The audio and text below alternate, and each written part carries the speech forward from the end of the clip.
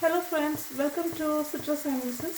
இப்போ நாம ஒரு கொரியாண்டர் சட்னி டொமேட்டோலாம் போட்டு எப்படி பண்ணலாம்னு பார்க்கலாம். ஸோ இதுக்கு நான் ஒரு மீடியம் சைஸ் ஆனியனும் கொஞ்சம் பூண்டும் போட்டிருக்கேன். உங்களுக்கு தெரியும், கொஞ்சமாக பூண்டு போட்டால் போதும். ஒரு 10 பல் பூண்டு அந்த மாதிரி போட்டுக்கோங்க. அப்புறம் இப்போ இது கூடவே நம்ம கொஞ்சம் ஜீரகம் போட்டுக்கலாம். ஜீரகம் கொஞ்சம் போதும், ரொம்ப போட வேண்டாம். இப்போ கொஞ்சமாக நம்ம உளுந்து போட்டுடலாம்.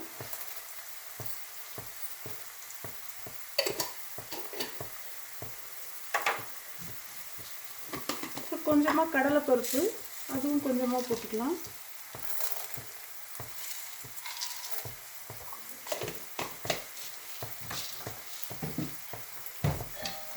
இப்போ இதை நாம் நல்லா ரோஸ்ட் பண்ணிடலாம்.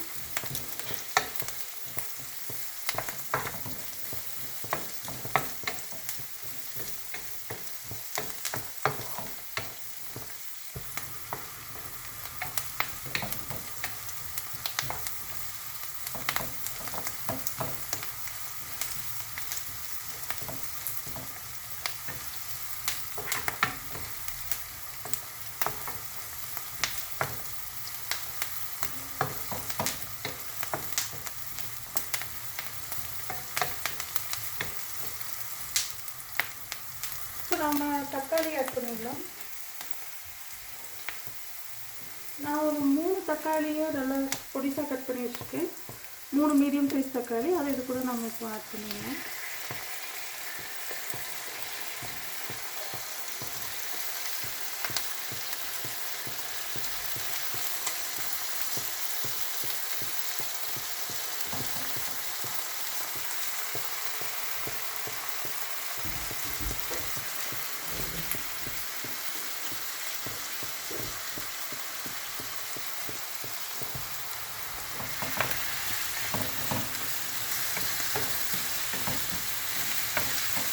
இப்போ நாம் இதை கொஞ்ச நேரம் நல்லா சாட் பண்ணிடலாம்.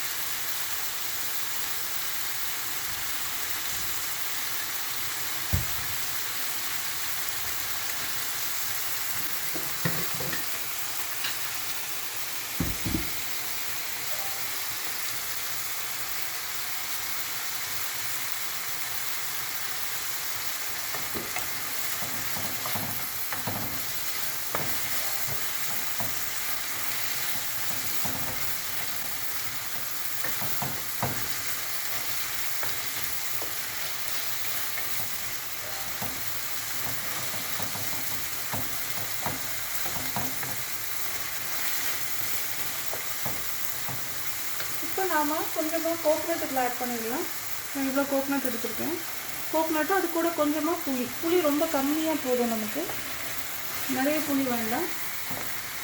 ஒரு சட்னிக்கு நம்ம எப்போவும் போடுற தேங்காய் அளவு கொஞ்சமாக தேங்காய், அப்புறம் ஒரு கொட்டை அல்லது 2 கொட்டை புளி, அதுக்கு மேலே வேண்டாம்.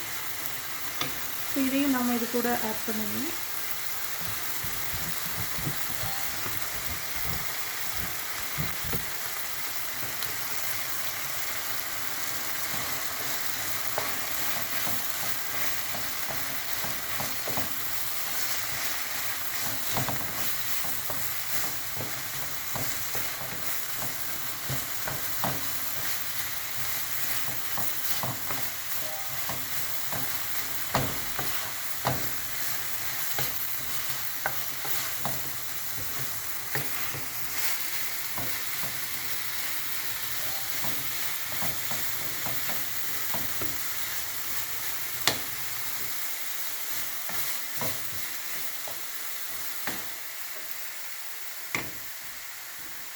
இதில் கொஞ்சம் சில்லி பவுடர் ஆட் பண்ணுறேன் காரத்துக்கு.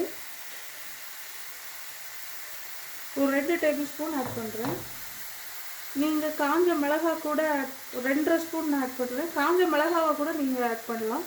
காஞ்ச மிளகாய் காஞ்ச வத்தல்னு சொல்கிறாங்க. ஸோ அது வந்து ஒரு 7, 8 அந்த மாதிரி நீங்கள் ஆட் பண்ணிக்கலாம் உங்கள் காரத்துக்கு ஏற்றவாறு. நான் பவுடராகவே ஆட் பண்ணிட்டேன்.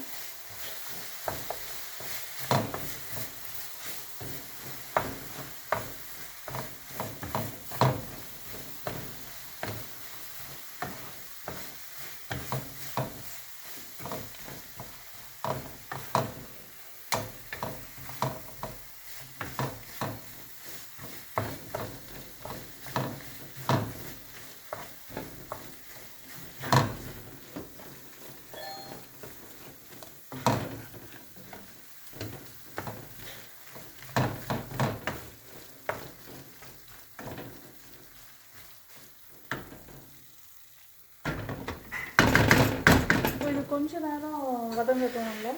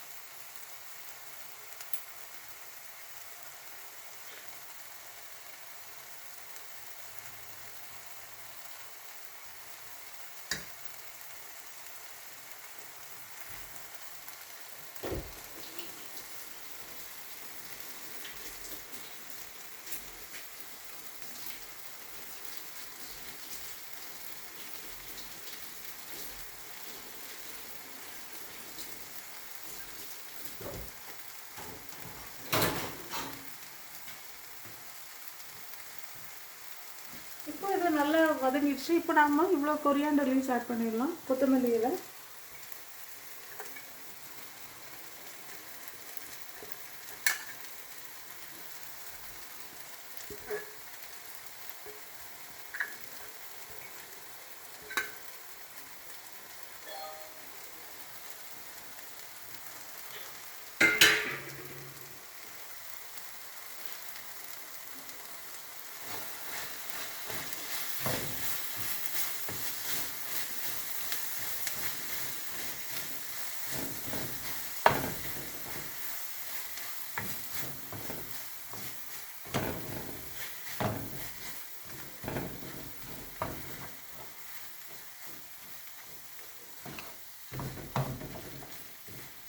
இதையும் போட்டு நாம் நல்லா மிக்ஸ் பண்ணிடலாம். இது இந்த சூடுலே நல்லா இதாகிடும்.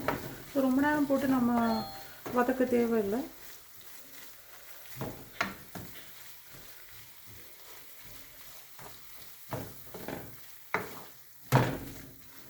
இப்போ நாம் ஸ்டவ் ஆஃப் பண்ணிடலாம். இந்த சூடுலே அது நல்லா இதாகிடும். உங்களுக்கு தேவைன்னா நீங்கள் இன்னும் கொஞ்சம் கொத்தமல்லி இலை கூட போட்டுக்கலாம்.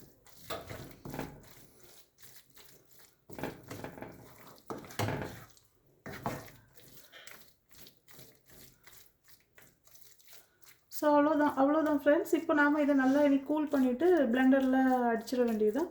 அடிச்சுட்டு அப்புறம் நம்ம லாஸ்ட்டாக தேவைப்பட்டால் தாளிச்சிக்கலாம். தாளிக்கணும்னு கம்பல்சரி கூட இல்லை, அப்படியே சாப்பிடலாம். நமக்கு தாளிக்கணுன்னா தாளிச்சிக்கலாம் மிக்சியில் அடிச்சுட்டு.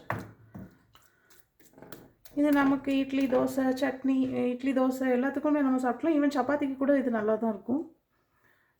ஓகே ஃப்ரெண்ட்ஸ், ஸோ இதை நாம் இன்னொரு வீடியோவில் நாம் இதை பிளெண்ட் பண்ணி இதை தாளிக்கிறதெல்லாம் நான் உங்களுக்கு காட்டுறேன். ஓகே ஃப்ரெண்ட்ஸ், என்னோடய வீடியோலாம் பிடிச்சிருந்தா கைண்ட்லி லைக், ஷேர், சப்ஸ்கிரைப் பண்ணுங்கள். Thank you friends.